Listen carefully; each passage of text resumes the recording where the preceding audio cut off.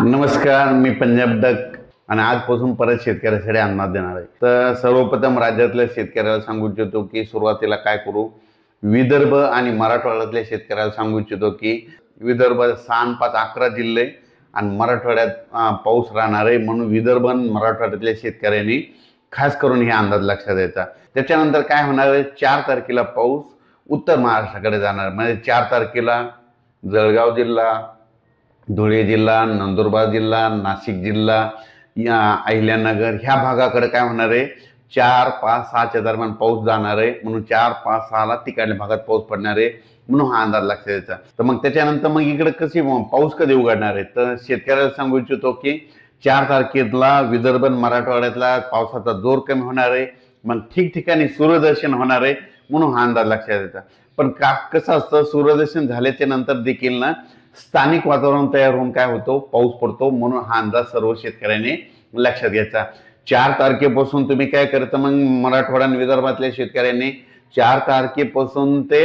10 तारखेपर्यंत 11 तारखेपर्यंत तुम्ही शेतीचे कामे करून घ्या, फवारण्या करून घ्या, मुग काढायचे तर मुग काढून घ्या, उडीद काढायला तर उडीद करून घ्या, ऊसाला खत टाकायचे टाकून घ्या, कारण की त्याच्यानंतर काय होणार आहे, परत राज्यात 11 तारखेच्या नंतर परत पावसाला सुरुवात होणार, ती त्याच्यानंतर देऊ। पण त्या अगोदर आता ह्या 3 सप्टेंबर मध्ये पश्चिम महाराष्ट्रातली काय परिस्थिती राहील, पश्चिम महाराष्ट्रातल्या शेतकऱ्याला सांगू इच्छितो की आज मध्ये तुमच्या भागामध्ये पश्चिम महाराष्ट्रामध्ये सांगायचं झालं तर की आज आणि उद्या दिवस तुमच्या इकडे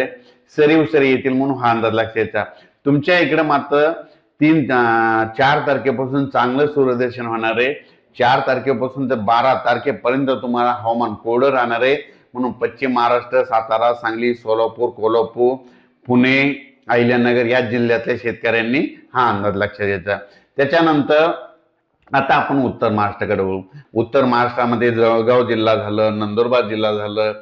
धुळे जिल्हा झालं, नाशिक जिल्हा झालं, अहिल्यानगर आणि इगतपुरी ह्या पट्ट्यामध्ये तुम्हाला शेतकऱ्याला सांगू इच्छितो की तुमच्या इकडं 4 तारीख 5 आणि 6च्या दरम्यान उत्तर महाराष्ट्राकडे जोरदार पाऊस पडणार आहे, म्हणून हा अंदाज लक्षात घ्यायचा। नाशिक, धुळे, नंदुरबार, जळगाव, त्याच्यानंतर इकडे कोपरगाव त्या पट्ट्यामध्ये काय झालं, पाऊस कमी पडलेला होता, पण हे 4 5 6चा पाऊस कोपरगाव त्या भागात, शिर्डी भागात राहता त्या भागात चांगला पडणार आहे, म्हणून हा अंदाज लक्षात घ्यायचा। म्हणजे सांगायचं झालं तर अद्यापही आतापर्यंत ज्या उत्तर महाराष्ट्रामध्ये ज्या भागात पाऊस पडलेलाच नाही, तर त्या भागात देखील ह्या पावसात पाऊस पडणार आहे आणि ओढे नाले वाहतील आणि तुमच्या धरणात देखील पाणी येणार आहे, तळ्याला देखील येणार आहे, म्हणून हा अंदाज लक्षात घ्यायचा। तर हा झाला उत्तर महाराष्ट्राचा। मुंबईकडे देखील एवढं काही मुंबईला जास्त पाऊस पडणार नाही, पालघर पासून म्हणजे इकडं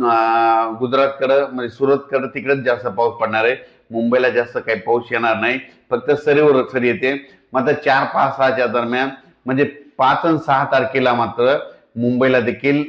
पाऊस थोडा जास्त पडणार आहे, म्हणून मुंबईच्या जनतेने अंदाज लक्षात घ्यायचा। 6 तारखेला मुंबईकडे एक थोडा जास्त पाऊस पडणार आहे, म्हणजे 5 आणि 6च्या दरम्यान हे शेतकऱ्यांनी अंदाज लक्षात घ्यायचा। तसेच उत्तर महाराष्ट्रातल्या शेतकऱ्याला सांगू इच्छितो की तुमच्या भागामध्ये धुळे झालं, नंदुरबार जिल्हा झालं, जळगाव जिल्हा झालं,